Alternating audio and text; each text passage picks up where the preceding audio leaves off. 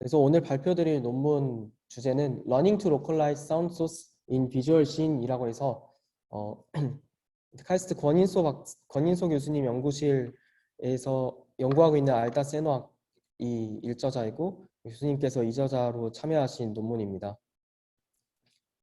그래서 이 논문에서 맨 처음에 던지는 질문이 있는데 이 기계가 코리스펀던스를 찾을 수 있느냐, 비주얼 씬과 사운드 사이 코리스펀던스를 찾아서 로컬라이징을 할 수 있느냐를 물었고, 근데 이때 단지 사운드와 비주얼 씬 페어를 관찰하는 것만으로도 배울 수 있느냐라고 물었습니다. 여기에서 이 윗부분은 이렇게 코리스펀던스를 찾는 것, 로컬라이즈를 하는 것, 이렇게 두 가지로 생각할 수가 있고, only by observing이라는 이 부분이 unsupervised로 이 태스크를 배울 수 있느냐, 이런 질문을 던진 것입니다. related work은 이 코리스펀던스를 찾고 로컬라이징 하는 부분에 있어서는 우선 사운드에서도 피처를 뽑아내야 되고 이미지에서도 피처를 뽑아내야 되기 때문에 이 두 네트워크 디자인이 먼저 필요한데요. 사운드 같은 경우에는 사운드넷 디자인을 차용을 했고 비전 부분은 VGG16 디자인을 차용했습니다.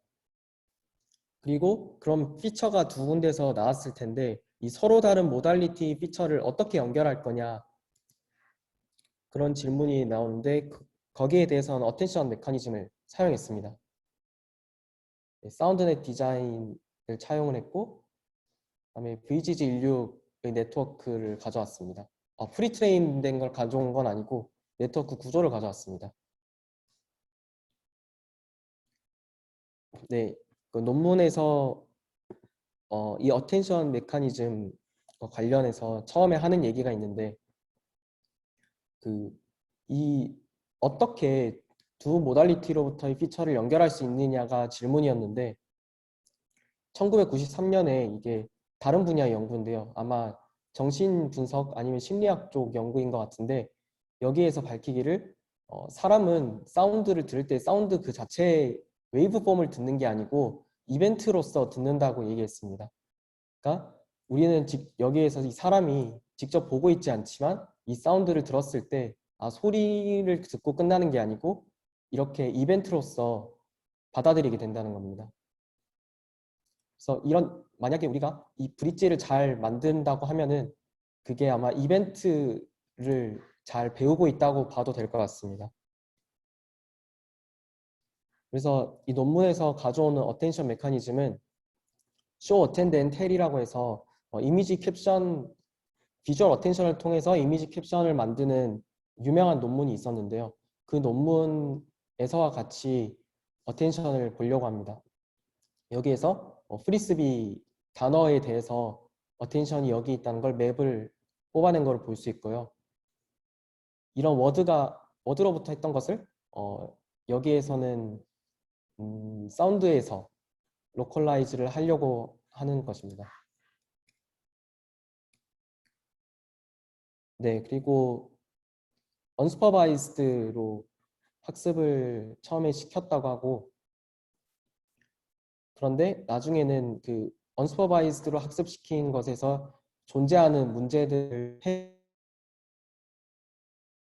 인포메이션을 더해서 세미 슈퍼바이즈 아키텍처를 제안했습니다.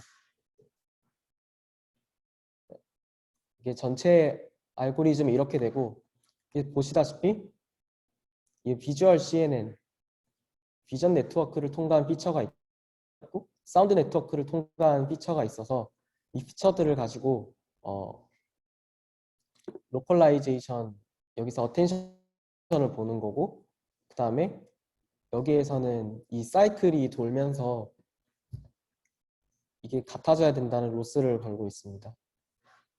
하나하나 설명을 드리면 사운드 부분에서는 이 사운드넷 아키텍처의 끝단에서 에버리지 풀링을 한 것을 피처로 뽑고 시작합니다. 그 피처가 이제 싱글 1000디멘전짜리 피처가 되고, 그리고 여기 FC 레이어들을 통과하면서 H라는 512디멘전의 벡터가 됩니다. 비주얼 네트워크 같은 경우에는 VGG16에서 여기 14바이 14바이 510이 돼 있는데요. 여기 이까지만 차용을 해서 이 부분에서는 이 512 디멘전을 그대로 보존을 하고 512 디멘전짜리 벡터를 196개를 만드는 그런 방식입니다. 이 중간 14, 14 이거는 숫자가 바뀔 수도 있는데 아무튼 네트워크를 이렇게 차용을 해서 설계를 했습니다. 그렇게 만들어진 벡터가 V고 그 벡터 V의 이제 마지막에는 FV라는 비주얼 인베딩을 만드는데 그래서 이 FV랑 FS 이 두 벡터에 대해서 로스를 주도록 설계되어 있습니다.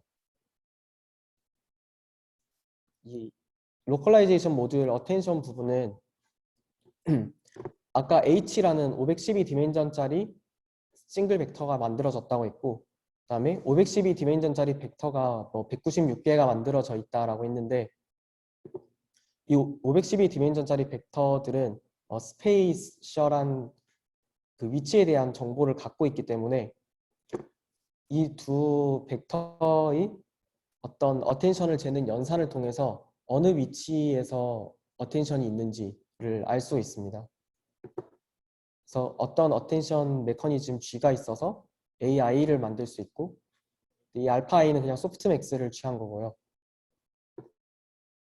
그 어텐션 스칼라 값이랑 어텐션 스코어 값이랑 그 위치에 해당하는 비주얼 벡터를 곱한 것을 다 서메이션해서 G라는 벡터를 만듭니다.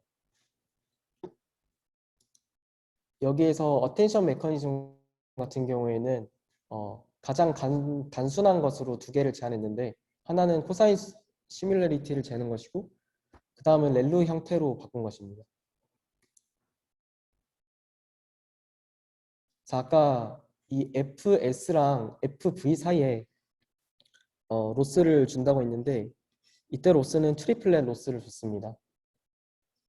비디오로부터 뽑은 피처 벡터 FV에 대해서 이거를 앵커로 잡고 같은 비디오에서 뽑은 사운드 벡터 이거를 포지티브 페어고 그다음에 다른 비디오에서 뽑은 네거티브 페어 여기에 대해서 트리플렛 로스를 줬습니다. 그래서 이렇게 언스퍼바이즈 러닝을 했을 때 생기는 문제가 하나 있다고 논문에서 밝혔는데요. 피전 스퍼스티션 이슈라고 해서 이 비둘기가 지금 보면은 날갯짓을 막 하는데 자기가 날갯짓을 하면 밥을 주는 줄 아는 거거든요.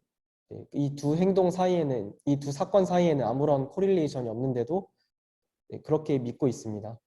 그것과 비슷하게 언스퍼바이즈를 했을 때 자동차 엔진 음을 듣고 그게 자동차에서 온 거라고 생각을 하지 않고 도로에서 온 거라고 지금 어텐션을 보고 있습니다. 밑에서도 마찬가지로 기차 소리를 듣고서 기차에서 온 게 아니라 철로에서 온 것으로 어텐션을 보고 있습니다. 이런 문제가 언스퍼바이즈드로 했을 때 발생했던 대표적인 문제이고 이거를 해결하기 위해서 세미 슈퍼바이즈드 로스도 만들었습니다. 이것 때문에는 그라운드 트루스를 바탕으로 로스를 추가로 줬는데 이게 제가 알기로 세미 슈퍼바이즈라고 한 이유가 언슈퍼바이즈드로 할 때도 있고 그리고 만약에 그라운드 트루스를 일부 넣은 샘플이 있으면 그 샘플에 대해서만 이 로스가 작동하도록 만들었습니다. 그러니까 데이터셋에서 예를 들면 90%는 언슈퍼바이즈드 샘플이고 10%만 슈퍼비전을 주는 이런 방식입니다.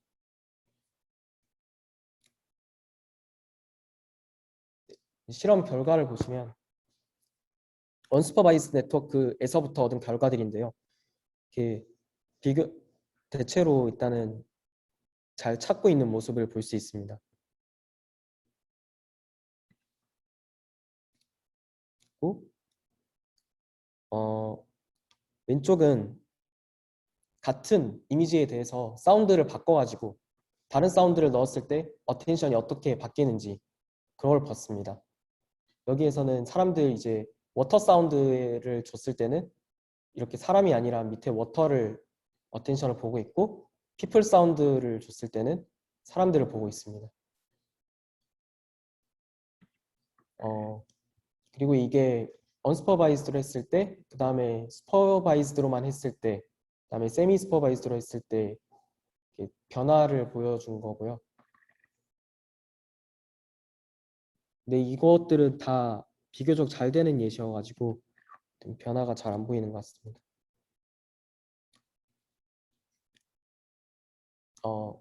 이 왼쪽 표를 보면은 CIIU라는 거를 여기서 정의를 해서 썼는데, 스레시홀드를 어떻게 잡느냐에 따라서 그래프가 어떻게 변화하는지를 보여준 거고요.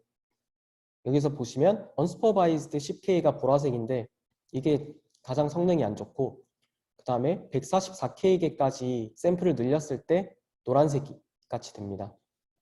그리고 여기에 추가적으로 슈퍼바이즈드로만 했을 때가 이 파란색이 되고, 파란색보다 약간 위에 있는 게 슈퍼바이즈드 2.5K 샘플에 언스퍼바이즈드 샘플 10K를 같이 학습했을 때입니다.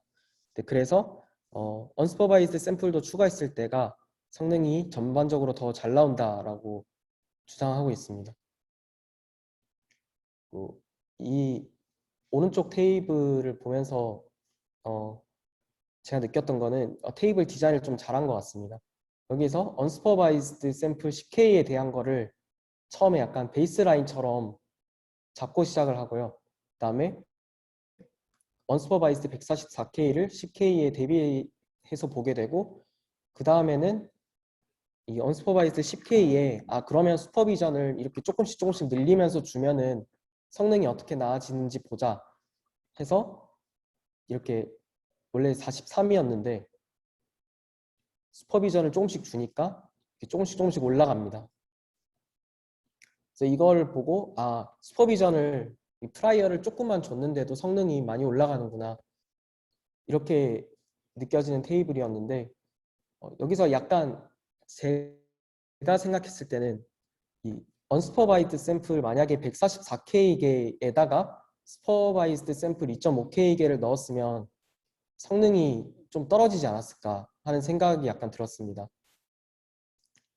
이게 이 슈퍼바이즈드 샘플 같은 경우에는 그라운드 트루스를 직접 제작한 거거든요. 이 논문 저자들이 외주를 맡겨서 아마 제작을 했을 텐데, 이거를 만약에 제 개인적인 생각으로는 언스퍼바이즈 샘플이 많이 포션이 늘어나게 되면은 거기에 비례해서 슈퍼바이즈 샘플이 개수도 늘어나야 성능이 잘 나오지 않을까. 물론 실험을 해보진 않았지만 그랬을 것 같습니다.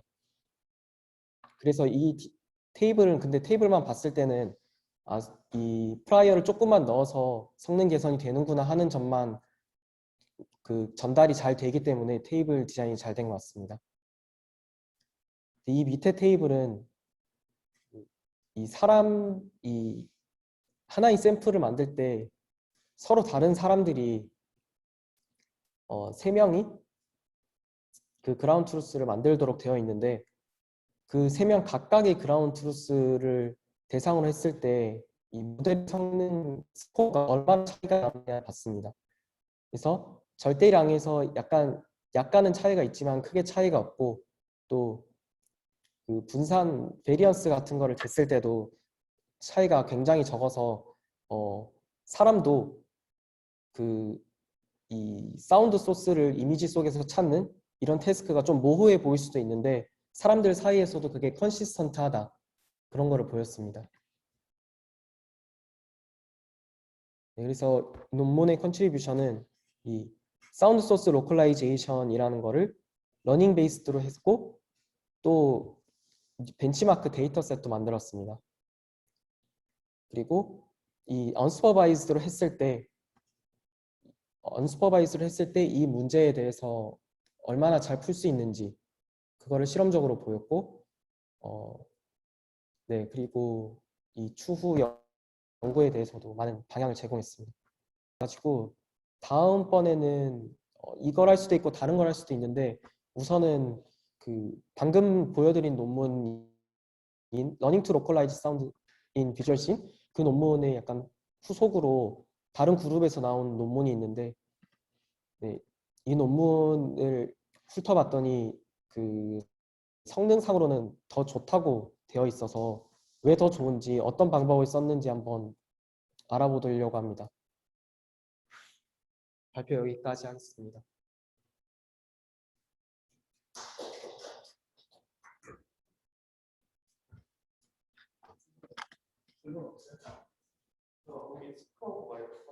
네.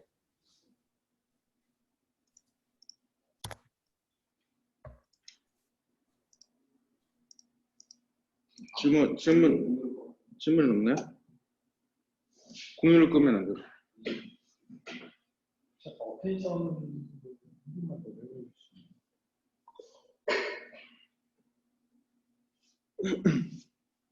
어텐션 같은 경우에 가장 간단한 거는 이 V 벡터랑 H 벡터 코릴레이션을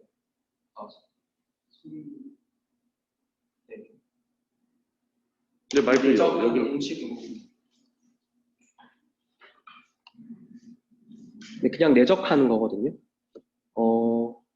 그래서 V 벡터는 아까 말씀드렸다시피 같은 디멘전 벡터가 그 스페이셜 정보에 따라서 196개, 예를 들어서 196개가 있는 거고 그거를 같은 H 벡터랑 계속 연산을 해가지고 어텐션을 잽니다. 그러면은 얼마나 유사한가에 따라서 각 지점에 대해서 어텐션이 나오겠죠. 논문에서도 밝히기를 이런 어텐션을 재는 조금 복잡한 방법들도 있는데 그거보다는 우선 제일 간단한 방법을 선택했다고 밝혔습니다. 그러니까 그 피전 스파스티션 그 현상은 엄청 중요한 페노메논이거든요. 그거 설명을 네. 비둘기가 날개짓을 하면은 모이를 두는 것과 관련이 없는데 날개짓을 계속 한다는 걸 정도만 얘기하고 넘어가서 아마 아무도 이해를 못했을 것 같은데 혹시 이해했어요? 피전 스파스티션이 어떤 실험인지? 살펴봤었어요. 조금 살펴보긴 했는데 제가 알기로 처음에는 사운드를 주고 먹이를 줬어요. 이렇게 학습시키면은 사운드를 줬을 때 먹이가 온다는 거를 잘 학습을 했어요, 비둘기들이.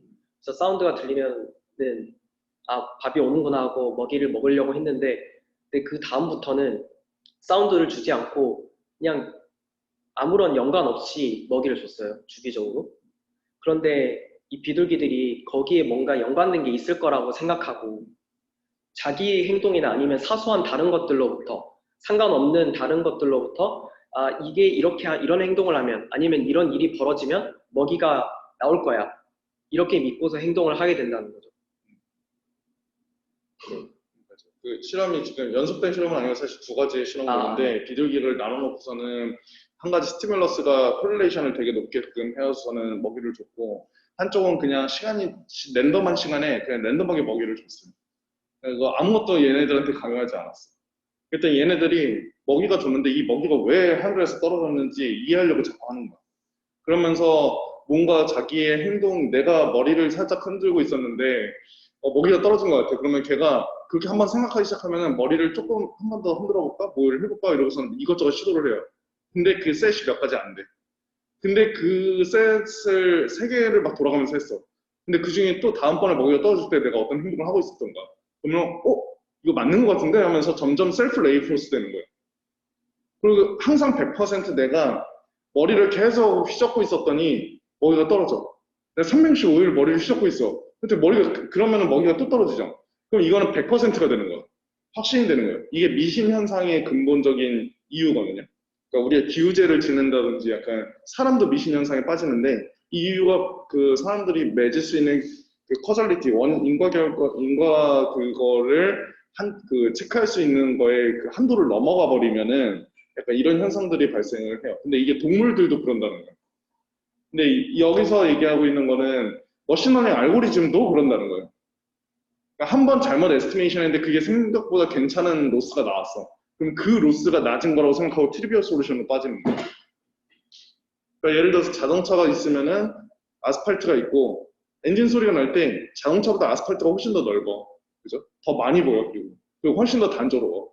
그러면 뉴럴 네트워크는 복잡하고 다양한 자동차를 찾는 게 아니라 되게 단순한 아스팔트를 찾아버리고 말아요.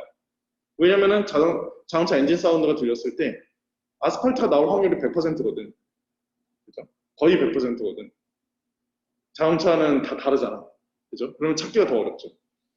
그래서 이렇게 어떠한 가이드도 주지 않고 프라이어 너리지 없이 이 두 개의 학습 관계를 맞는다는 것은 일단 이론적으로 불가능한 일이다. 그래서 가이드가 필요하다. 그래서 어떤 형식의 프라이어 널리지든지 줘야 되는데 그게 로스가 될 수도 있고 뉴럴 네트워크 아키텍처의 어떤 형태가 될 수도 있고 또는 뭐 여러 가지 아까 얘기했던 인덕티브 바이어스예요. 인덕티브 바이어스를 잘 줘야 되는 거예요.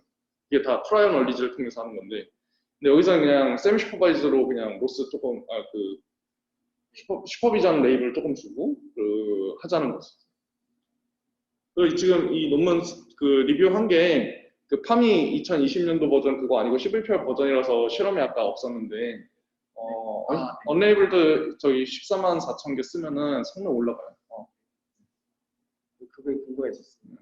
그거 저희 파미 버전을 안 봐서 그랬던 거 같고 파미 버전에 여러 가지 이런 게 있어서 실험이 익스텐션 된 거 있어서 그거 보면은 아까 얘기했던 부분들이 돼 있고 그렇습니다. 또 다른 질문 있나요?